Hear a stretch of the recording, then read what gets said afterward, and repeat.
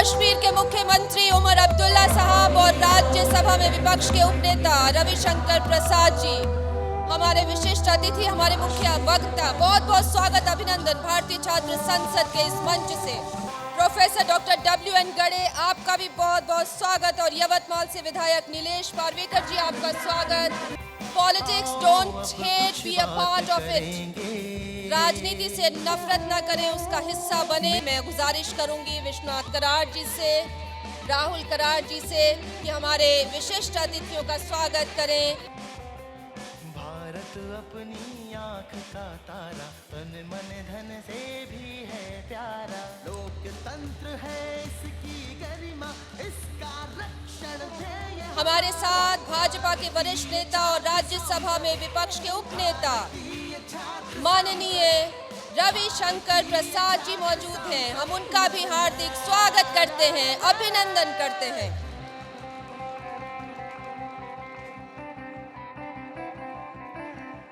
Professor doctor WN गड़े, VC, university of Pune, बहुत बहुत स्वागत, अभिनंदन।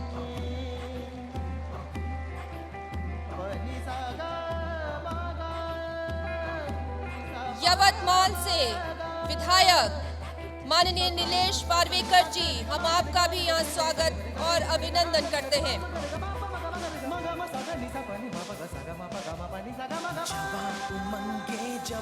आप सभी से निवेदन, अपने अपने स्थान ग्रहण करें और ओपनिंग रिमार्क्स के लिए आज के विषय पर बात करेंगे। हमारे साथ प्रोफेसर डॉक्टर WN गड़े साहब मौजूद हैं, vice chancellor Pune university.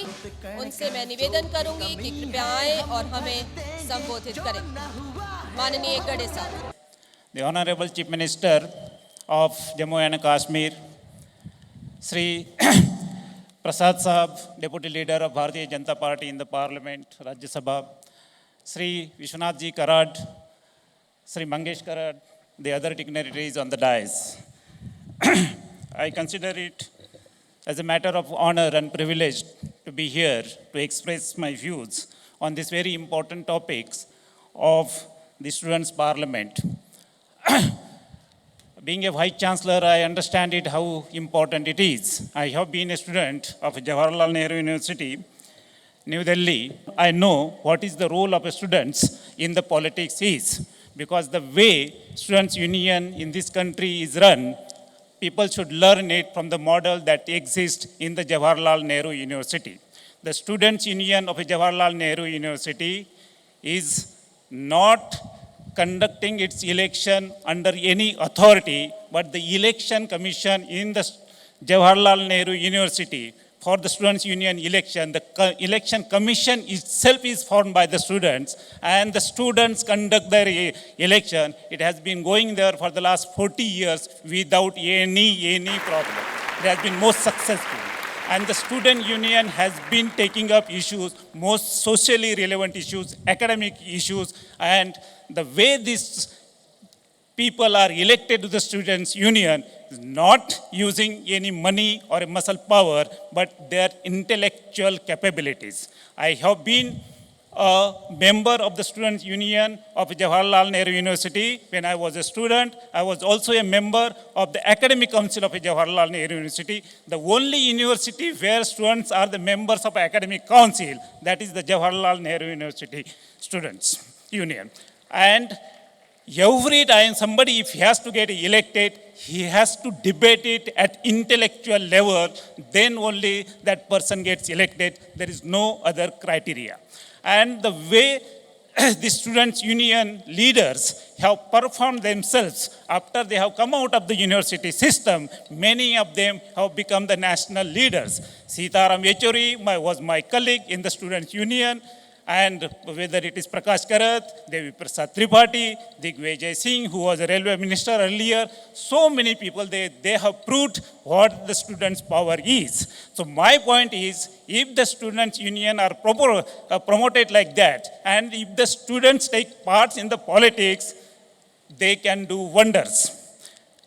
If this political system and if the future of this country has to be ensured, the best quality students, the best quality, and I really mean it, the best quality students have to enter into the politics.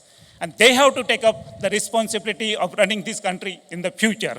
There are two professions, in my opinion, most important. One is the teaching profession, because those are the people who creates human resource for the welfare of the country. Another is the politicians who actually govern and provide a leadership, who have the responsibility of delivering it for the societal development. So my only message is at this moment, because I don't have too much of a time, is that the students have to enter into politics, whether during their studies or after their studies, but it has to be based on a principle-based politics, no other criteria.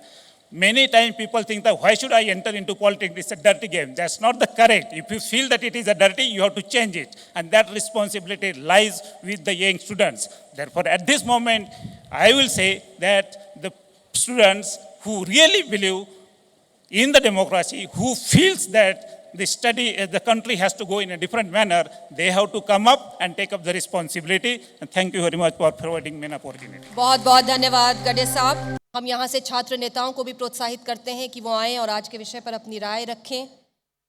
मैं ऐसे ही एक छात्र नेता शेख फैजल को बुला रही हूँ, जो कि बड़ौदा से आए हैं, KM शाह डेंटल कॉलेज में पढ़ाई करते हैं। वो आएं और अपनी राय रखें आज के विषय पर। Sheikh Faizal. Respected dignitaries on the dais and respected dignitaries of the dais and my fellow student leaders. I am Faisal Sheikh, a third-year student pursuing Bachelor's of Dental Surgery from KM Shah Dental College, Sumandeep Vidyapeeth University, Vadodara, Gujarat. My father's name is Salahuddin Sheikh, who's a businessman by profession, and my mother's name is Fehmina Sheikh, who's a housewife.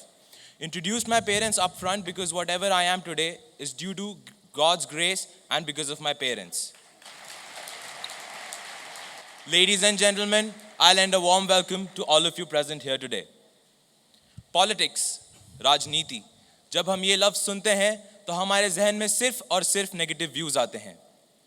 Politics, why hate it when you can love it? Yes, you've guessed it right. My topic for today is politics. Don't hate it, be a part of it. We, the today's youth, have grown up listening to our elders that politics is not good. Politics is just a waste of time. Politics is something we should keep our hands off from. हम हमेशा सुनते रहते हैं politics एक गंदी चीज़ है, इसमें अपने हाथ गंदे मत करना. हमारे बड़े हर इलेक्शन में वोट देने तो जाते हैं, लेकिन राजनीति से जुड़ने के बारे में ना तो सोचते हैं ना सोचने देते हैं. मैं पूछता हूँ क्यों? Why? क्या हमारा फर्ज सिर्फ और सिर्फ वोट देने तक का ही है? हमारे पॉलिटिशियंस पे, लीडर्स पे उंगली उठाना बहुत ही आसान है. हमारी सिस्टम को गाली देना बहुत ही आसान है, लेकिन उस सिस्टम में एक लीडर बन के जाना और उसे सुधारना क्यों इतना मुश्किल? जब रंग दे बसंती जैसी फिल्म्स, रणबीर कपूर की राजनीति जैसी फिल्म्स हम देखते हैं तो पता नहीं कुछ करने का जोश आ जाता है. We feel so bubbled up, but as soon as we leave the four walls of the theater, वो जोश उड़ जाता है. क्यों? क्या सिर्फ फिल्म स्टार्स अपनी मूवीज में चेंज ला सकते हैं? हमें जब इतनी चिढ़ है हमारी सिस्टम से, जब इतना गुस्सा आता है हमारे नेताओं पे, क्या हमारा गुस्सा, क्या हमारी चिढ़ जायज़ है? Just for once keep yourselves in those leaders' shoes and imagine, are we right? I don't think so. अगर हमें इतनी प्रॉब्लम्स हैं तो हमें खुद उतरना चाहिए और इस सिस्टम को सुधारना चाहिए. If we cannot bring a change, if we are so scared of putting ourselves up for this, if we are so artificial in criticizing, then we have no rights whatsoever in getting irritated or agitated by our nation's politics. Dear friends, isn't India a home? Isn't this the country where you've taken birth? Isn't this the country in whose schools you've sung its national anthem with pride and honor? Don't we as a family of this nation have duties over it? Is it just about rights and only rights? We can be amazing sons and daughters. We can be lovable girlfriends and boyfriends. We can be outstanding general secretaries of our colleges. Then why not a responsible, willing, and a politics-friendly citizen of this nation? Dear friends, let's make a vow today. Whatever we do, wherever we go, we will do whatsoever it takes. जो हमसे बनता है वो हम करेंगे इस system को सुधारने के लिए। हमारी सोसाइटी में, हमारे फ्रेंड सर्कल में, हमारी फैमिली में हम पॉलिटिक्स को एक अच्छा नाम देंगे। In the coming years, maybe 5 years or maybe 15 years, we don't know where we all will be. But just let's promise ourselves, wherever we are, we will actively participate in our glorious nation's development through politics. Let's not wait for the government to give us away. Let's force them to give us away. Let's tell them, don't worry, the youth of this nation is ready to take the responsibility in their capable hands. And who knows, maybe amongst us will be the future presidents and prime ministers of tomorrow. Let's move, people. It's time for us to bring a change. It's time for our shoulders to take up some national responsibility. I, Faisal Sheikh, signing off from this dais, promising myself that I will and I can make a difference. And I hope these glittering faces in front of me too will be standing beside me in building our nation's politics. And lastly, let's make people love politics. Hatred will automatically go away. Thank you. Jai Hind. बहुत बहुत शुक्रिया शेख फैजल और राहुल कराड़ जी से निवेदन करूंगी कि इस छात्र नेता का यहाँ भारतीय छात्र संसद के मंच से हम सब लोग अभिनंदन और स्वागत करें। उम्मीद करते हैं कि ये विचार आपके जिंदगी भर आपके साथ चलेंगे और आपको प्रेरणा देते रहेंगे। शुक्रिया शेख फैजल। और अब मैं आज के दूसरे छात्र नेता को यहाँ इनवाइट कर रही हूँ मंच पर, राजन कलसोत्रा, जो कि पुणे से आते हैं, हमारे स्कूल ऑफ गवर्नमेंट के स्टूडेंट हैं और ये इंजीनियर भी हैं पेशे से, लेकिन इन्होंने अपनी नौकरी छोड़ी सिर्फ इसलिए कि वो एसओजी में पढ़ सके, राजनीति के मंत्र सीख सके। राजन कलसोत्रा। मंच पे उपस्थित सभी बड़ी हस्तियों को और मेरे सामने बैठे सभी युवा मित्रों को मैं राजन कलसोत्रा जम्मू कश्मीर से और एमआईटी स्कूल ऑफ गवर्नमेंट की तरफ से सर झुका के नमन करता हूं। मित्रों, आजकल का ज़माना सोशल मीडिया का ज़माना है और मुझे लगता है कि आप सब फेसबुक यूज़ करते होंगे। तो फेसबुक में हमारे बारे में एक सूचना मांगी जाती है कि what are your political views, आप राजनीति के बारे में क्या सोचते हैं। तो मुझे ये बहुत दुख के साथ कहना पड़ता है कि भारत की युवा पीढ़ी और भारत की पढ़ी लिखी हुई पीढ़ी ये लिखती है, we hate politicians, we hate politics. हम राजनीति से नफरत करते हैं, हम राजनेताओं से नफरत करते हैं। मित्रों, कुछ दिनों पहले भारत में एक भ्रष्टाचारी आंदोलन शुरू हुआ जिसमें मेरे सभी युवा मित्रों ने अपनी बाजुओं में लिखना शुरू किया कि मेरा नेता चोर है। मगर मैं आप सबसे पूछना चाहता हूं, अगर आप ये कहते हैं कि मेरा नेता चोर है, तो उसको चोर बनाने में हम लोगों का कोई योगदान नहीं रहा है। उसको चोर बनाने में हम लोगों की कोई भागीदारी नहीं रही है। जब वोट डालने का समय आता है, हम वोट डालने नहीं जाते। जब सही नेता चुनने का समय आता है, तो हम सही नेता नहीं चुनते। तो हम ऐसा क्यों कहते हैं कि मेरा नेता चोर है? आज यहां खड़े होकर मैं ये कहना चाहता हूं, अगर हम ये मानते हैं कि मेरा नेता चोर है, तो हम ये कहें, मैं और मेरा नेता हम दोनों चोर हैं। मित्रों, अगर आपको लगता है कि भारत की राजनीति गंदी हो चुकी है, तो भारत की राजनीति में प्रवेश करिए और भारत की राजनीति को गंदा होने से बचाइए, ताकि ये भारत देश प्रगति की राह पे बढ़ सके और ताकि ये भारत देश सुपर पावर बन सके। ये वीर दरा की जग जरा चित्कार कहां से आती है? ये वीर दरा की जग जरा चित्कार कहां से आती है? ऐ देश के नौजवानों, इस देश पे मर मिट जाने को भारत मां तुम्हें बुलाती है, भारत मां तुम्हें बुलाती है। मित्रों, इस देश की जनसंख्या जो है, आज 65% जनसंख्या जो है वो 35 साल के नीचे की है, यानी कि युवाओं की है। दोस्तों, चाणक्य ने कहा था, जिस देश के युवा उस देश की राजनीति में योगदान नहीं देते, भागीदारी नहीं देते, उस देश में कभी बदलाव नहीं आता। मित्रों, इस देश में छत्रपति शिवाजी महाराज जैसे वीर जवानों ने जन्म लिया, जिन्होंने सिर्फ 14 साल की उम्र में राजमुद्रा हासिल करी और 17 साल की उम्र में पहला किले में फतेह हासिल करी। इस देश में स्वामी विवेकानंद जैसे महापुरुषों ने जन्म लिया, जिन्होंने सिर्फ 30 साल की उम्र में, मित्रों, सिर्फ 30 साल की उम्र में भारत देश और हिंदू धर्म का परचम पूरे विश्व में लहरा दिया।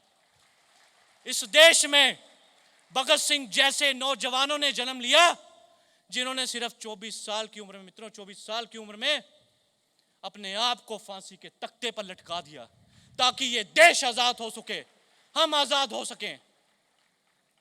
दोस्तों, आजादी की शाम ना डलने देना, वीर जवानों की समाधियों को बदनाम ना होने देना। जब तक भी है एक कतरा लहू का तुम में, तब तक भारत मां का आंचल नीलाम ना होने देना, नीलाम ना होने देना। बहुत बहुत शुक्रिया, बहुत बहुत धन्यवाद राजन कलसोत्रा, बहुत बहुत शुक्रिया। मैं अपना भाषण 2 पंक्तियों में समेट के खत्म करना चाहता हूं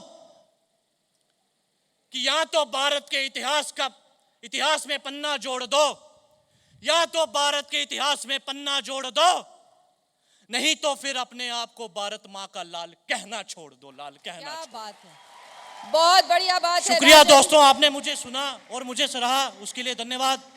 एक नारा लगाइए मेरे साथ, कहिए भारत माता की, भारत माता की। बहुत बहुत शुक्रिया राजन, और सम्मान करेंगे राहुल कराड़, अभिनंदन करेंगे इस युवा नेता का, राजन कलसोत्रा। भारतीय छात्र संसद के इस मंच से तालियां बजाकर इस युवा नेता की हौसला अफजाई करेंगे हम लोग।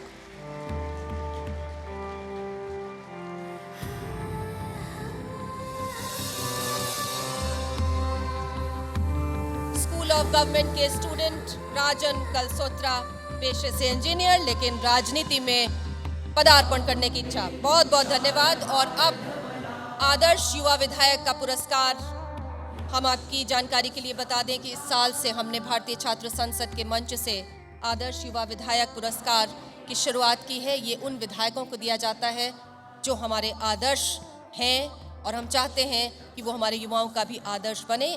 मैं सबसे पहले यहाँ आमंत्रित करूंगी मंच पे श्री ओमकार सिंह मरकम, डिंडोरी मध्य प्रदेश से कांग्रेस के विधायक हैं। पूरी दुनिया में सिर्फ हमारे ही भारत माँ है जिसे माँ की संज्ञा दी गई है, और नौजवान आज अपनी माँ की उन परेशानियों को देख करके अगर पीछे कदम हटाते हैं तो हम नौजवानों की उस जवानी पे बहुत बड़ा प्रश्न सारी दुनिया लगाती है कि ये नौजवान आखिर कहाँ जा रहे हैं। आज हम आप लोगों को इसलिए राजनीति के लिए नहीं बुला रहे हैं, हम इसलिए बुलाना चाह रहे हैं कि जिस देश में गंगा माँ जैसे पवित्र नदियाँ है, वहाँ के अंदर क्या हम पैसा भी पानी में बेचेंगे? जिस देश में एक आम इंसान धरती के लिए मर मिटने के लिए तैयार है, क्या वो भी एक बेघर सोएगा? क्या वो देश में जहाँ का नौजवान पढ़ लिख करके आज अपने आप को साबित करने के अवसर आता है, तो कुछ ऐसे लोग हैं जो राजनीति को गंदा कह के उनके मनोबल तोड़ने की कोशिश करेंगे।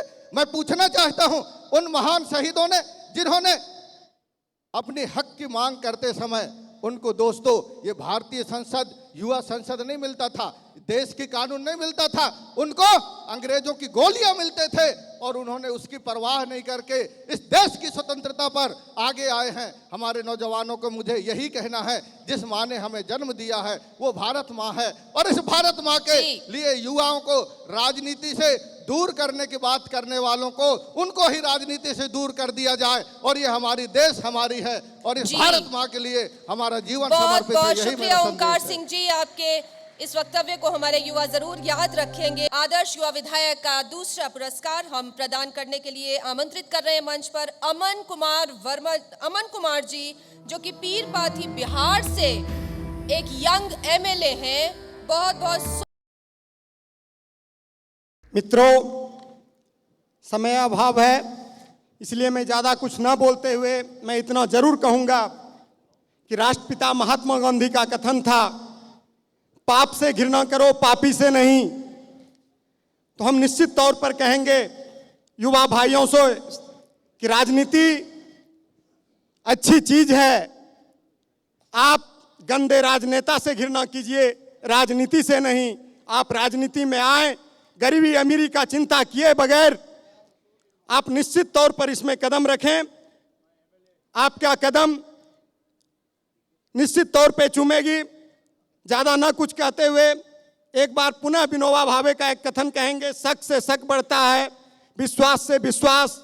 जिस नजरिए से राजनीति को आप देखेंगे उसी तरह का नजरिया पैदा लेता है। तो आप निश्चित तौर पर इसे अच्छाई से देखें, निश्चित तौर पर अच्छाई ही नजर आएगा। धन्यवाद जी, मैं यहाँ आमंत्रित करूंगी एक ऐसी शख्सियत को जिसने, जो आज का हमारा विषय है, और जिन्होंने राजनीति में युवाओं को लाने का एक बीड़ा उठा रखा है। जी हाँ, बिल्कुल सही समझे। स्कूल ऑफ गवर्नमेंट के प्रणेता राहुल कराड़ जी हमारे साथ हैं। भारतीय छात्र संसद की जिन्होंने ये संकल्पना दी है, रची है, उनको मैं आमंत्रित करती हूँ आज के विषय पर अपनी बात रखें।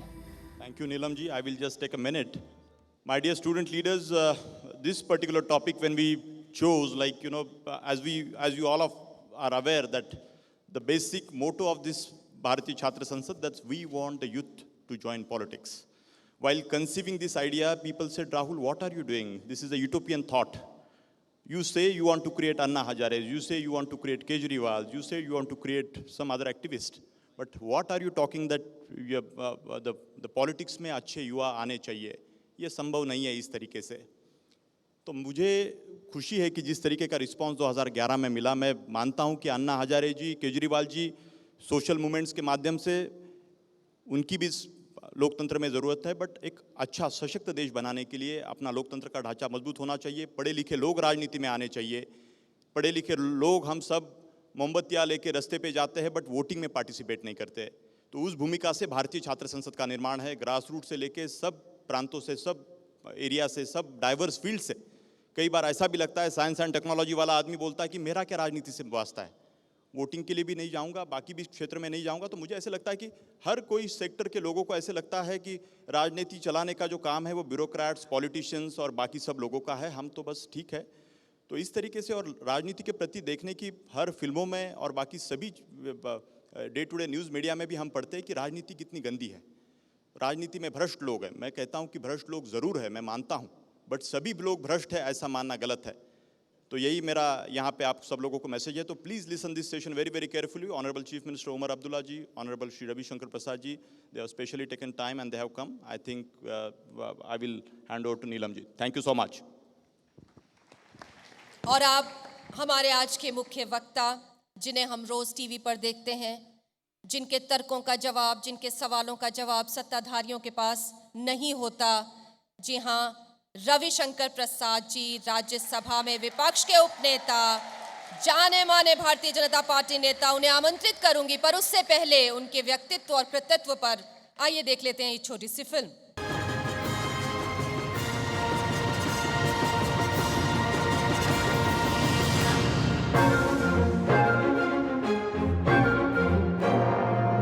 In a prominent family of Patna, Bihar, Mr. Ravi Shankar Prasad is the deputy leader of opposition in the Rajya Sabha belonging to the Bharatiya Janata Party.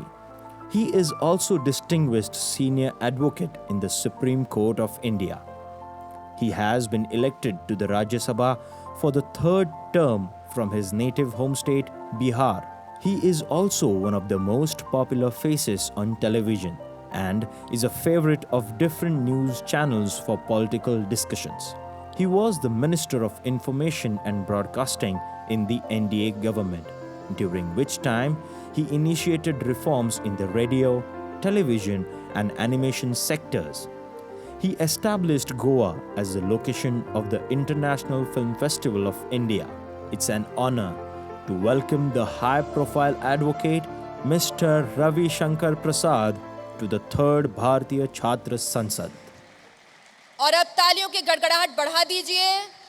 Ravishankar Prasad जी आ रहे हैं आपको संबोधित करने के लिए। माननीय रविशंकर प्रसाद जी।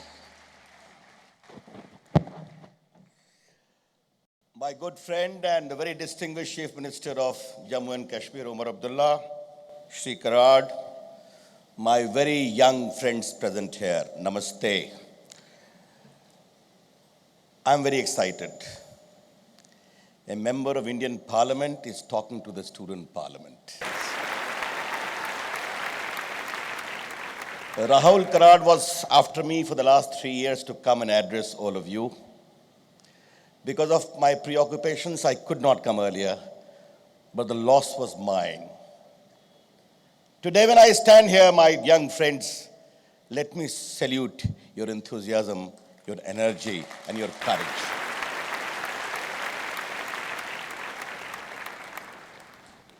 मेरे सामने जो ये युवा भारत है, इसकी ऊर्जा मैं समझता हूं, और मैं ये नहीं मानता कि देश का युवक कल का नागरिक है, वो हिंदुस्तान के आज का है। जैसा बताया गया, इस देश की 50% आबादी 25 से कम है, 65% आबादी 35 साल से कम है। अपने सभ्यता और संस्कृति के मूल्यों से अनुप्राणित ये भारत युवा भारत है। इस हिंदुस्तान को आपको बनाना है। And therefore, what excited me most was the topic of this debate. Don't hate politics. Come and join it. आज जब मैं इस विषय पर बोल रहा हूं मित्रों, तो कई अनुभवों से बोल रहा हूं। मैं हिंदुस्तान की राजनीति का एक छात्र हूं, स्वयं एक एक्टिविस्ट हूं आज हिंदुस्तान की राजनीति में, देखने समझने की कोशिश करता हूं। केंद्र का मंत्री रहा हूं अटल बिहारी वाजपेयी की सरकार में। लेकिन आपको देखकर आज मैं भावुक हो गया हूं। मुझे अपने छात्र दिनों की याद आ रही है, जब बिहार में लोकनायक जयप्रकाश जी के आंदोलन में हमने एक नए हिंदुस्तान का सपना देखा था, आंदोलन किया था, लाठी खाई थी, महीनों जेल में रहे थे। और यहां कई छात्र संघ के प्रतिनिधि हैं, तो आपको एक बहुत रोचक बात बताना चाहता हूं। मैं स्कूल से निकला था, कॉलेज में दाखिला हुआ था, इलेक्शन लड़ गया, पटना यूनिवर्सिटी स्टूडेंट्स यूनियन। 3 लोग जीते स्टूडेंट्स के वोट से। एक का नाम था लालू प्रसाद, जो अध्यक्ष बने। घबराइए नहीं, वो मुझसे 9-10 साल बड़े हैं, ध्यान रखिएगा। महामंत्री बने सुशील मोदी, और सहायक महामंत्री बने रविशंकर प्रसाद। नियति ने हम तीनों की राजनीति का एक अलग रास्ता बनाया। लालू प्रसाद जी बिहार के मुख्यमंत्री बने। बिहार का कैसा बेड़ा गर्क हुआ कि बिहार की जनता ने उनको राजनीति के हाशिए पर डाल दिया, जिसमें मेरी भी भूमिका रही है। सुशील मोदी बिहार के उप मुख्यमंत्री हैं, और रविशंकर प्रसाद 13 वर्षों से एमपी हैं, भारत सरकार के मंत्री रहे हैं, भाजपा के राष्ट्रीय महामंत्री मुख्य प्रवक्ता हैं, और राज्यसभा में विपक्ष के उपनेता हैं। My young friends, why I gave this example? I see in all of you future leaders of India who can become chief ministers, who can become central ministers, who can become members of parliament. But for that, stop hating politics. That's most important. And there is indeed a reason for this, friends. When India became free, our founding fathers were great people. They consciously chose democracy, parliamentary democracy, and gave the right of vote to each Indian, male or female, literate or illiterate, able or disabled, living in any part of India. लोग थे, कहते थे हिंदुस्तान टूट जाएगा, एक नहीं रहेगा। आज 65 साल हो गए, हिंदुस्तान का लोकतंत्र मजबूत है, हिंदुस्तान के लोग की आवाज मजबूत है। कभी कभी हिंदुस्तानी ज्यादा बोलते हैं, वो तो हिंदुस्तान की अपनी एक शख्सियत है। It is a noisy vibrant democracy. और दोस्तों, आज मैं आपको एक बहुत महत्वपूर्ण बात बताना चाहता हूं। हिंदुस्तान के लोकतंत्र में 3 बातें बहुत स्पष्ट है।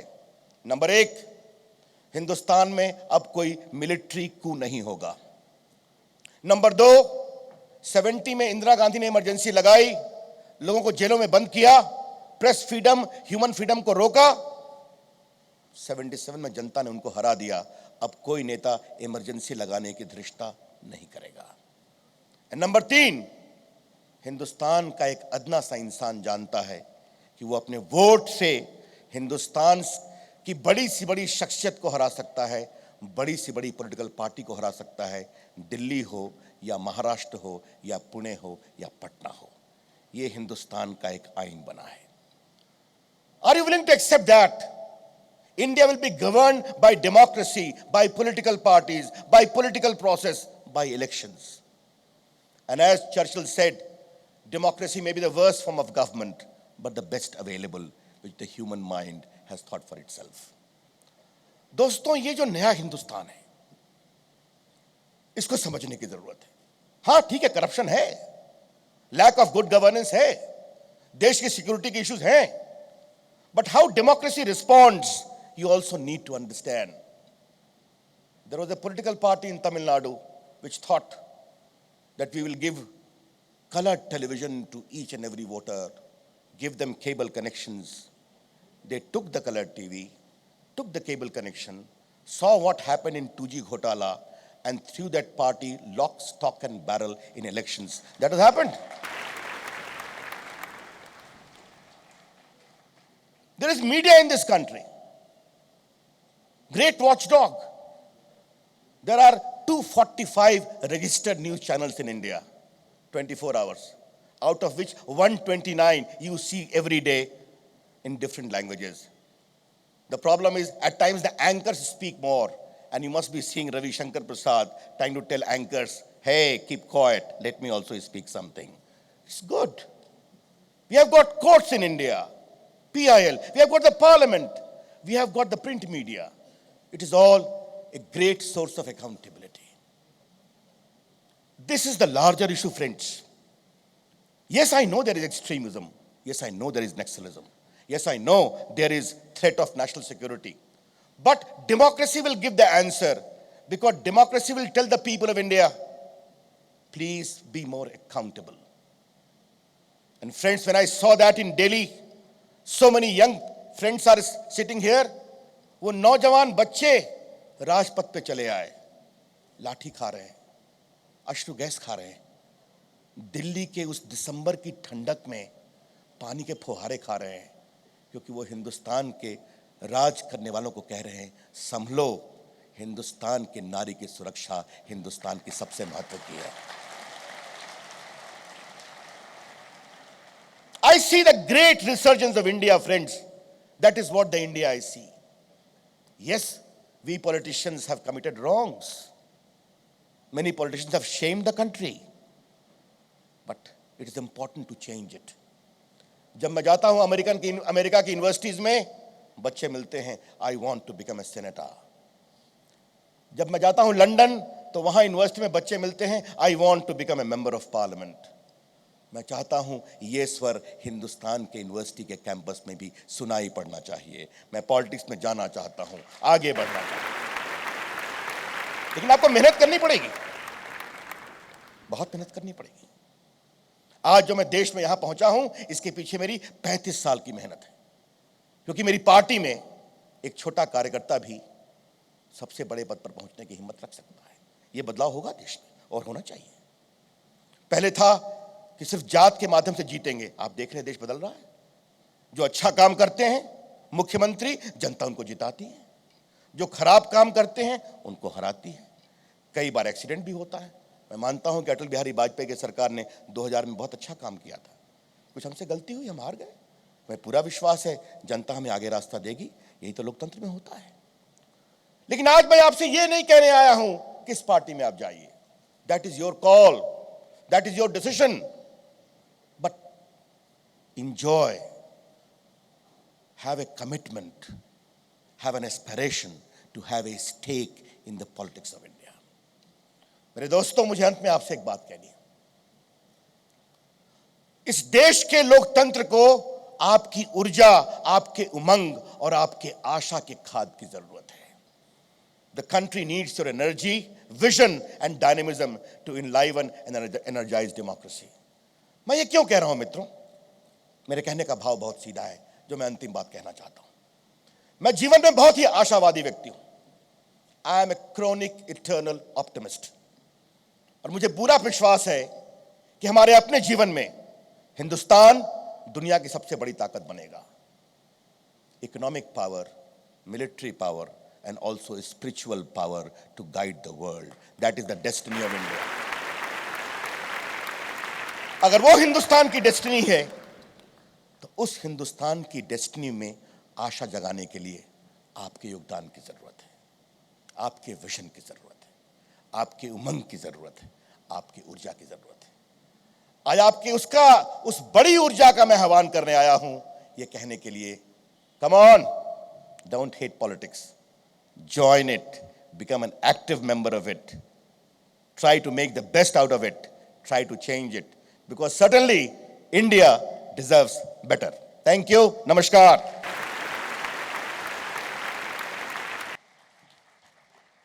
बहुत बहुत धन्यवाद रविशंकर प्रसाद जी, आपके विचारों को हमने सुना और हमें उम्मीद है कि हमारे यहाँ जो युवा छात्र नेता बैठे हुए हैं वो ज़रूर इन विचारों को आज अपने साथ लेकर जाएंगे और इस पर अमल करेंगे। और अब मित्रों, आज के हमारे दूसरे मुख्य वक्ता जिन्हें राजनीति विरासत में मिली है, जी हाँ, जम्मू कश्मीर के मुख्यमंत्री माननीय उमर अब्दुल्ला जी से हम गुजारिश करेंगे कि वो हमें संबोधित करें, पर उससे पहले आइए उनके जीवन और कार्यों पर ये छोटी सी फिल्म क्लिप देख लें।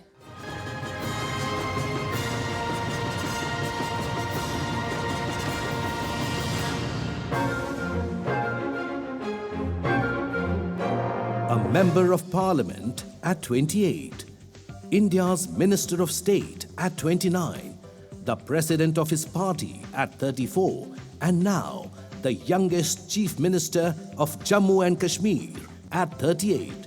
He is a person who has reached a pinnacle during his youth itself. He is Mr. Omar Abdullah, son of Dr. Farooq Abdullah and grandson of the Sher-e-Kashmir, Sheikh Abdullah.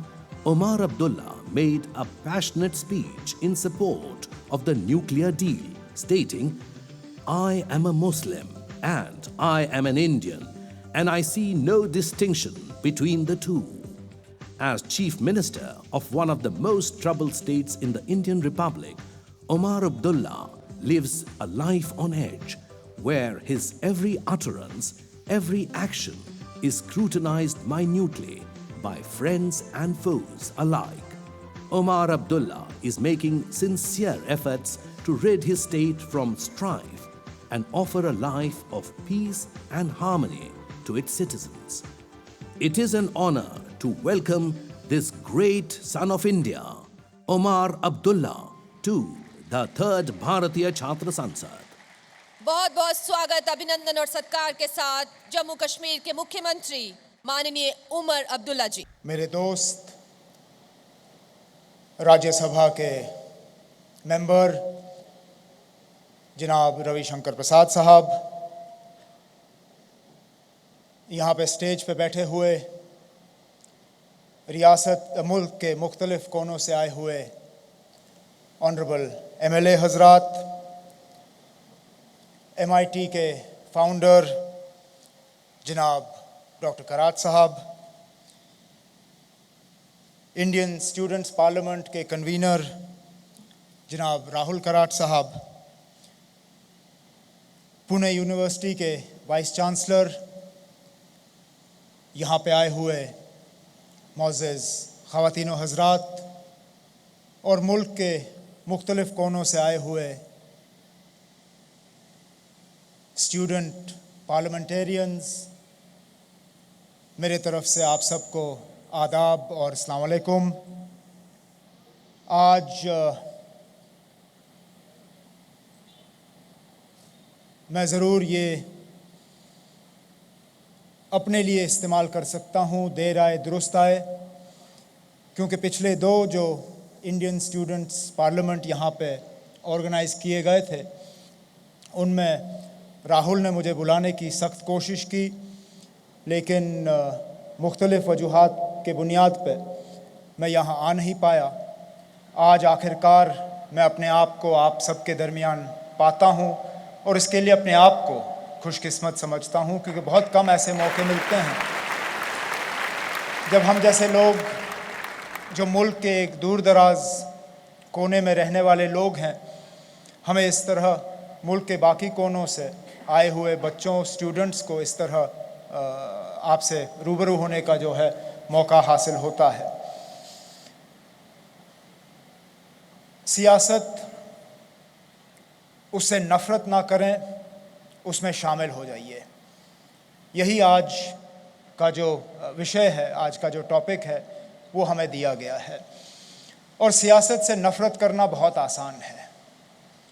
आज रविशंकर प्रसाद जी या मेरे लिए यहाँ पे आना, इस चीज़ को जानते हुए कि मुल्क में सियासतदानों से ज़्यादा लोग और किसी से नफ़रत नहीं करते, शायद इतना आसान नहीं होता है। हम यहाँ जब खड़े हो जाते हैं तो कुछ हद तक हमारे घुटने जो हैं हिलते हैं कि पता नहीं यहाँ से जो है इस तरफ से रिस्पांस जो है हमें क्या मिलने जा रहा है, क्योंकि मुल्क के मुख्तलिफ़ कोनों में आज सबसे ज़्यादा जो है सियासतदानों को नफ़रत की नज़र से देखा जाता है और उनसे नफ़रत किया जाता है।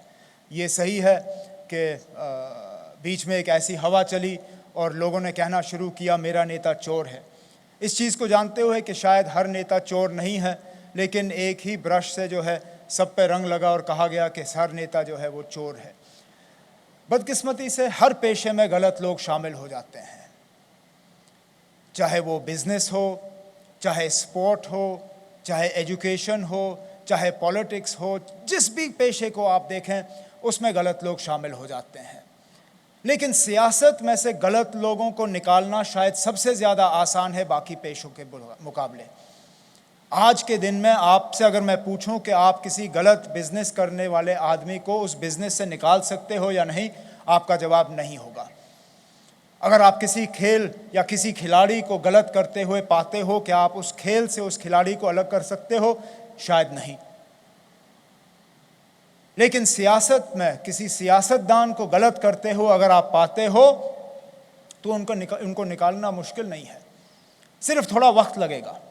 और वक्त इसलिए कि आपको अगले इलेक्शन के लिए इंतज़ार करना होगा, अगले इलेक्शन में अपने वोट का इस्तेमाल करना होगा, अपने अकल को इस्तेमाल करके, सही तरीके से वोट का इस्तेमाल करके आप उस सियासतदान से जो है छुट्टी हासिल कर सकते हो।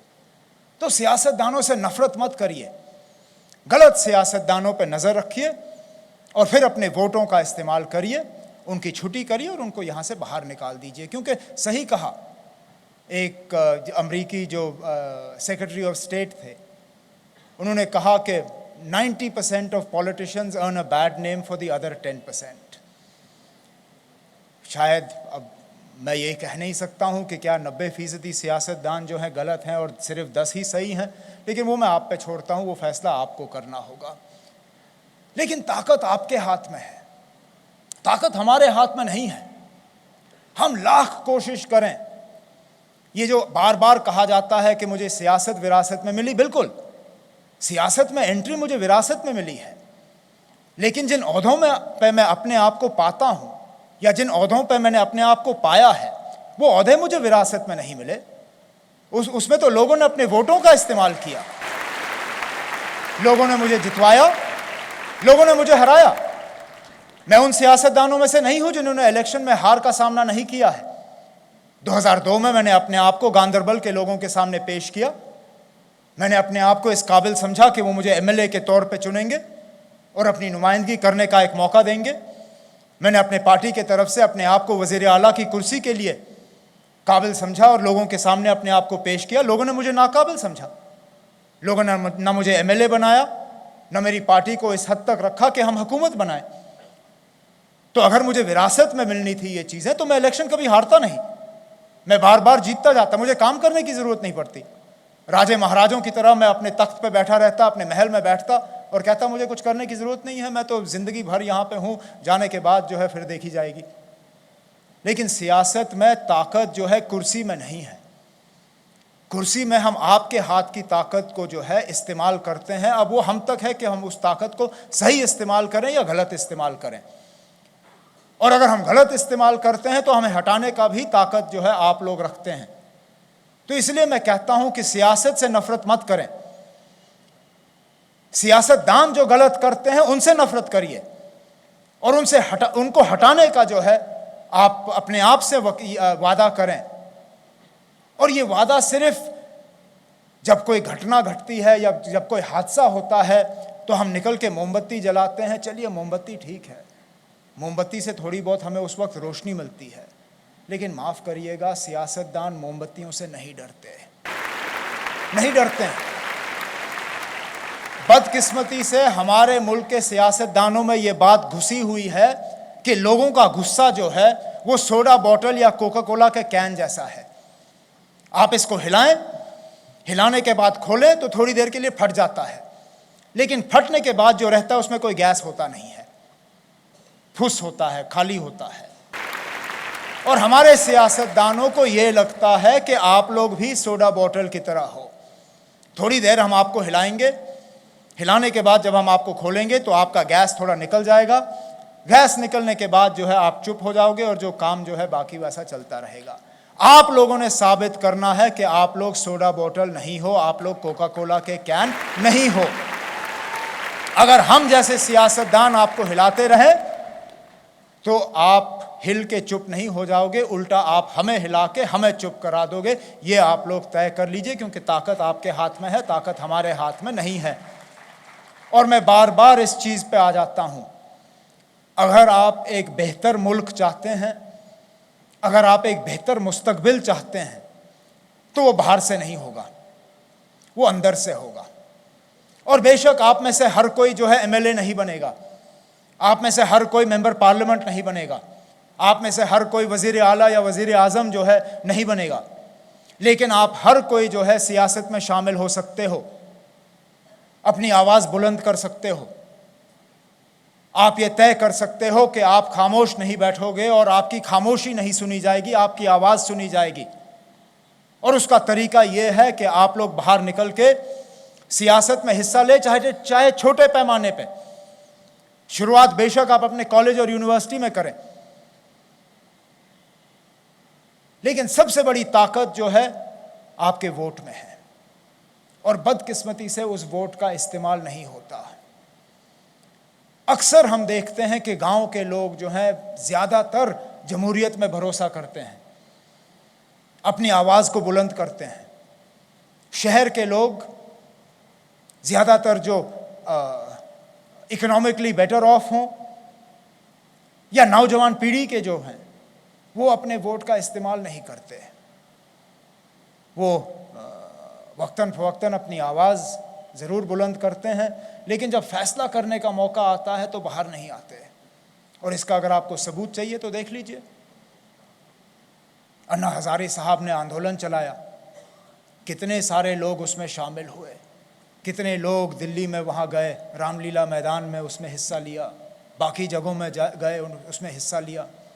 लेकिन जब उन्हीं जगहों में दोबारा वोट डालने का वक्त आया तो जो लोग रामलीला मैदान में बैठने के लिए तैयार थे उस वक्त वोट डालने के लिए तो वो तैयार थे नहीं, लाइन में खड़े होने के लिए वो तैयार थे नहीं। बेशक उनको 1 घंटा इंतज़ार क्यों ना करना पड़े वहाँ वोटिंग मशीन तक पहुँचने के लिए, लेकिन वो मुश्किलात वो बर्दाश्त करने के लिए तैयार नहीं थे। फिर आप सियासतदानों को कैसे कोसते हैं? वो तो करेंगे ही, जितनी आप उनको छूट दे दोगे उतनी ही वो करेंगे। जितना आप लगाम ढीला छोड़ोगे उतना ही वो छोड़ दे, वो उस ढीले लगाम का फ़ायदा लेंगे।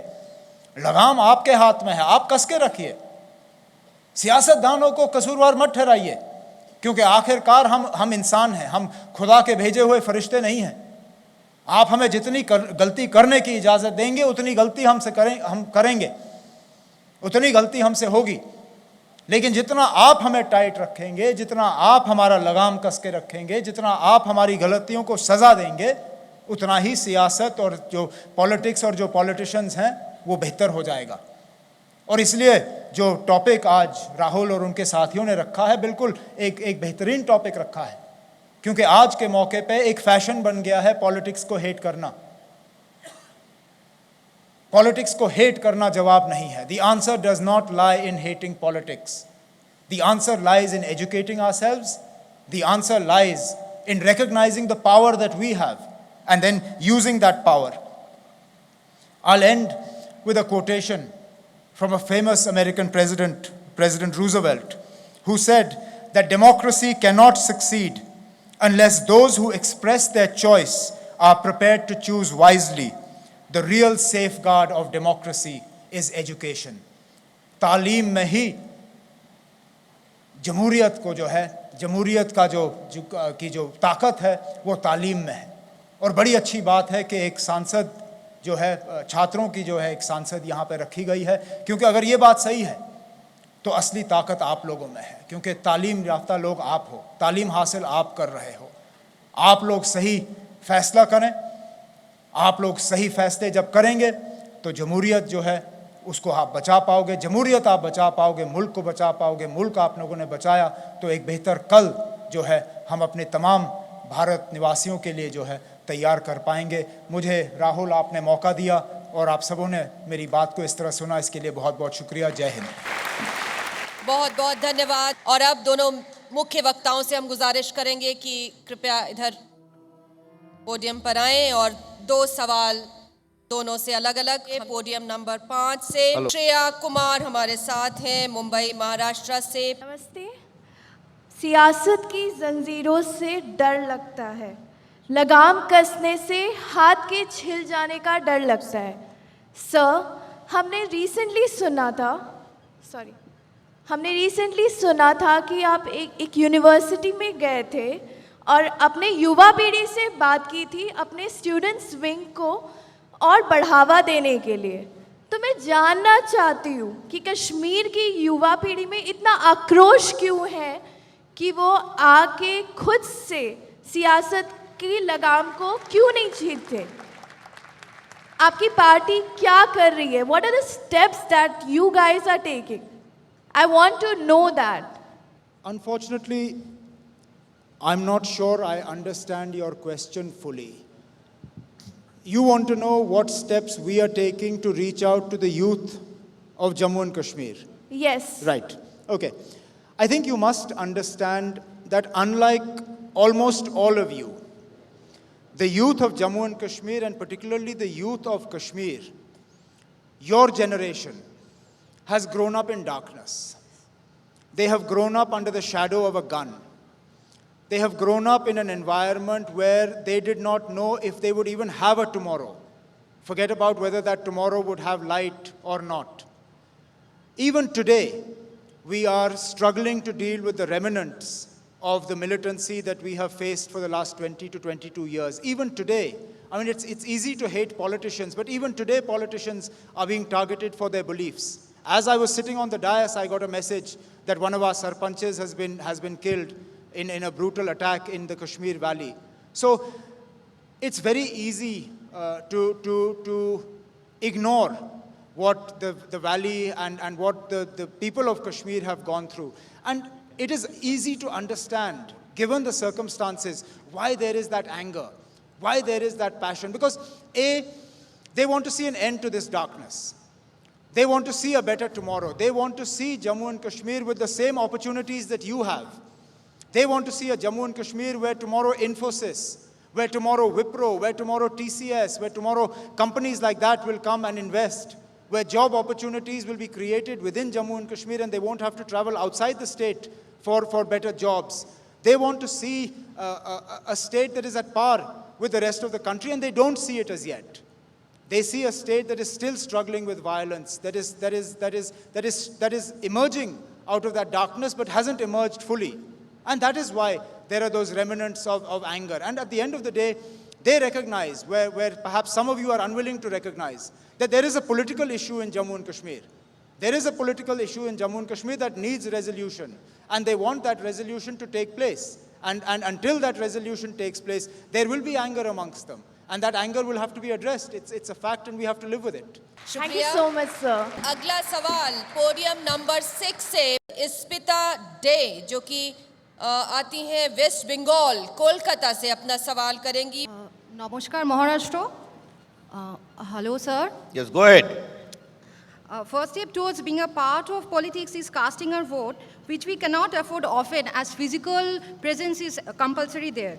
To involve the brain power of our society, the elderly and the ailing, that is to ensure maximum participation, can't we think of e-voting like as we have e-banking and e-tax payment facilities nowadays?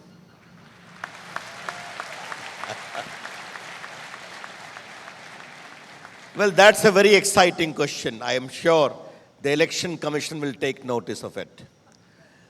Because the Election Commission will have to take a call, finally have an all-party meeting, consensus, We have postal ballot for armed forces. But don't be so despondent. I'm sure you will complete your education. You may go back to Calcutta, you may go back to any state. But wherever you are, if you have learned the right lesson today, after the great inspirational effort of Rahul Karad, his father, after listening to Omar and myself, the one thing I would expect next time, wherever you are, winter or summer, rain or whatever, you remain in the line and the queue and give vote to a candidate who as per you is the best. Thank you, sir. शुक्रिया। और अगला सवाल अब podium number 2 से उमर अब्दुल्ला साहब से मनप्रीत कौर हमारे साथ हैं। पोडियम नंबर 2 पे मनप्रीत कौर अपना सवाल पूछेंगी। Good afternoon, sir. I'm Manpreet Kaur from Department of Social Work, Sardar Patel University, Vidyanagar, Gujarat. So my question is, in past we spoke about nationalism as whole of India. But today when we speak of nationalism, we have in our mind our own brand, whether it be Assam, Bengal, Kashmir, etc., which is not what we feel. So what are your views and solutions for this? Is somewhere politics the major factor behind it? I, for one, am not... I don't believe that just because you have pride in your state, it means in any way that you are sacrificing nationalism. Why should you automatically assume that just because you're a proud Kashmiri or you're a proud Punjabi or you're a proud Gujarati or you're a proud Maharashtrian, that you're any less a proud Indian? Ultimately, these states make up the country. I don't think we should ask people to choose, are you an Indian or are you a Maharashtrian? Are you an Indian or are you a Kashmiri? I'm a Kashmiri, I'm an Indian. You are who you are. And why should we ask people to make that choice? I think if we're proud of our state and we build our state, we are in turn building our nation, because our states make up the nation. Without our states, our nation is nothing. So let's not be afraid. Let's not be afraid of being proud of our state. We are also proud of our country at the same time. शुक्रिया उमर अब्दुल्ला साहब। और अगला सवाल podium number 3 से रविशंकर प्रसाद जी के लिए निशांत उमप बड़ौदा गुजरात से आए हैं। I am from the Maharaja Sayaji Rao University of Baroda, Gujarat. My question is politics service to nation or humanity or pursuit of control? Your views, sir, please. देखिए, पहली बात तो मैं आपके जवाब में एक बात कहना चाहूँगा, जो दूसरा सवाल भी आया था, जो हिंदुस्तान की बगिया है ना, इसमें कई फूल हैं, गुलाब भी हैं, गुलदाउदी भी है, बेला भी है, चमेली भी है। हर में सुगंध है, हर में खुशबू है और हर में खूबसूरती है। और यही बगीचा हिंदुस्तान बनाता है, जो चाहे आसाम हो, चाहे कश्मीर हो, चाहे तमिलनाडु हो, चाहे महाराष्ट्र, जहाँ हर 200 किलोमीटर पर बोली बदलती हो, खाना बदलता हो, ये हिंदुस्तान की खूबसूरती है। Now coming to your topic, the question you asked me. Well, if pursuit of personal power is the sole motto, don't come in politics. Politics is an instrument of change. Therefore, power is important. Because by coming into power, you can frame laws, you can make roads, you can give better university, you can give a good vision of India, you can ensure economic growth. Therefore, power is a big facilitator of change. And there comes power for the nation and power for the society. But always remember, those who pursue power only for their own sake, India and Indians do not forgive them now. They throw them to the margins, which you are noticing in states after states, and it is happening even in the country. That is what the message of the people of the country is for India. शुक्रिया। और अगला सवाल podium number 6 से, podium number 6 Omar Abdullah साहब से सवाल करेंगे सूर्यवंशी अमर, जो कि उस्मानाबाद महाराष्ट्र से आते हैं। मेरा नाम अमर है। मेरा सवाल ये है कि संसद में या फिर सभागृह में जो बहस होती है, बहस के कारण कामकाज पूरा नहीं होता, तो इसकी वजह क्या है और इसे हम कैसे रोक सकते हैं? मुझे तो सांसद से निकले हुए कुछ साल हो गए। बेहतर है कि एक अच्छे सियासतदान की सूरत में मैं ये सवाल जो है रविशंकर प्रसाद जी को ट्रांसफ़र कर देता हूँ। All right, I take it. You have the permission? जी जी बिल्कुल। देखो दोस्तों, हिंदुस्तान की संसद हिंदुस्तान की सबसे बड़ी पंचायत है। ये अमेरिका इंग्लैंड की तरह नहीं है कि सिर्फ सरकार बनाना और बिल पास करना है। अगर हिंदुस्तान में कहीं परेशानी है, हिंदुस्तान में कहीं दर्द है, तो उस दर्द की तड़प संसद के अंदर सुनाई पड़नी चाहिए। वो हम करने की कोशिश करते हैं और देश में मैसेज जाता है कि हमारी बात सुनी गई। लेकिन आप हंगामा तो देखते हैं, संसद में अच्छी बहस होती है तो कम देखते हैं, उसे भी देखा करिए। हमने सुना है कि राज्यसभा टीवी इसको कवर कर रही है। जब भी संसद चलती है तो लोकसभा टीवी और राज्यसभा टीवी संसद में बहसों को भी सुनाती है। एक से एक बिल पास होते हैं, एक से एक पॉलिटिकल इश्यूज होते हैं, उस पर बहुत अच्छी बात होती है, लोगों को अच्छा लगता है। आप उसे भी देखेंगे तो ये आप समझेंगे हम संसद में बैठकर उतना गड़बड़ नहीं करते हैं जितना आप समझते हैं।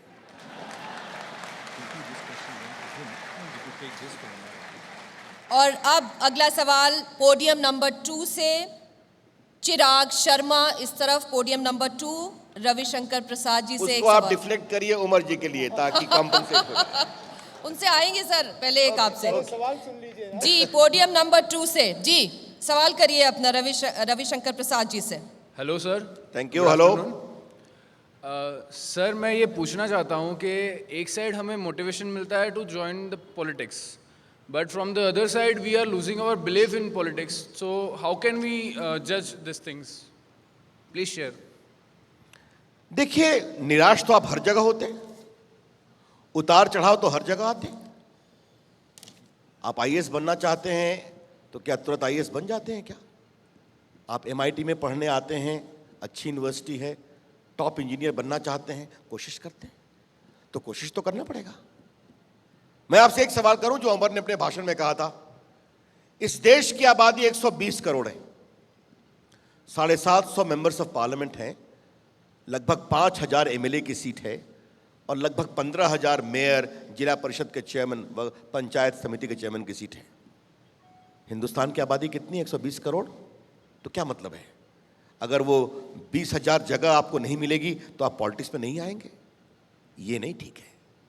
देखिए, जमहूरियत में बदलाव के लिए एक एक इंसान के अंदर बदलाव की कसक जलनी चाहिए।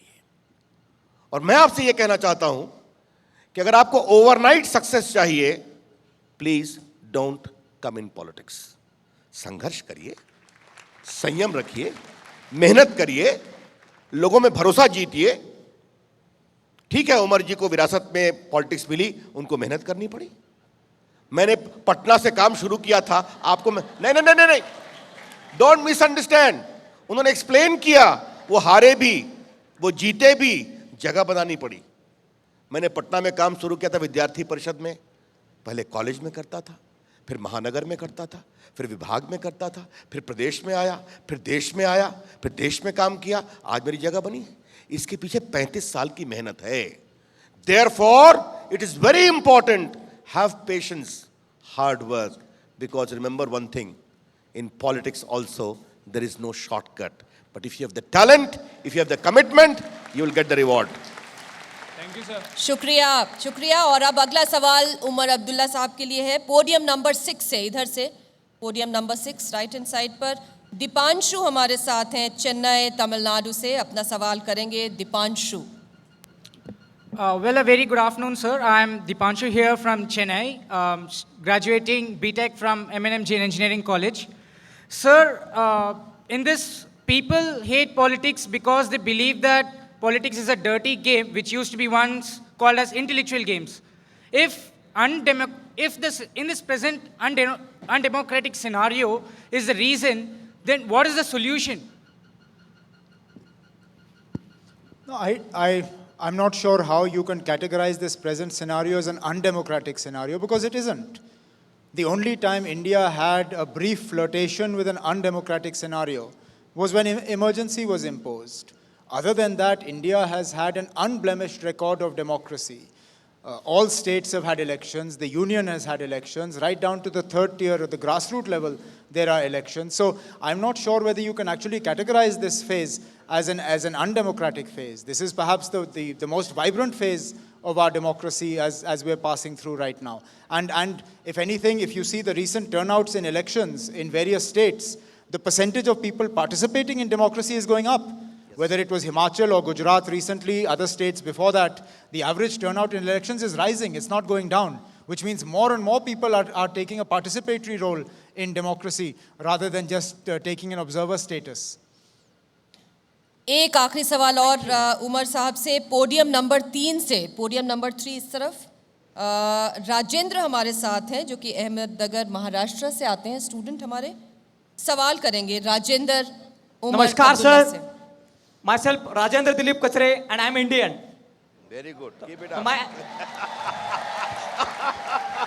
am studying in Parikrama Group of Institution, Kasti, taking the Bachelor of Engineering Education. My question to is that everyone saying that, sir, join politics. But nowadays, there is a monarchical dynasty in the politics also. Son of MLA becomes MLA, son of minister become also minister, son of politician become also politician. So in this huge crowd, where is our position of the common man, sir? You know, why is it that you only ask this question of politicians? Why don't you ask this question of others? I mean, today your media is going to town over the fact that Arjun Tendulkar has been selected for the under-14 team to play cricket. Why don't you say that cricketer's son becomes cricketer, businessman's son becomes businessman? You take pride in Arjun Tendulkar becoming a cricketer, we all should take pride. We take pride in Mukesh and Anil Ambani growing Reliance Industries beyond what their father had given them. We don't then say that businessman's son become businessman, so what happens to us? Why can't I head Reliance Industries? Thank you, sir. Thank you. I haven't finished. Yes, coming from a political family makes entry into politics for us easier. There's no doubt about that, and I've never hidden that fact.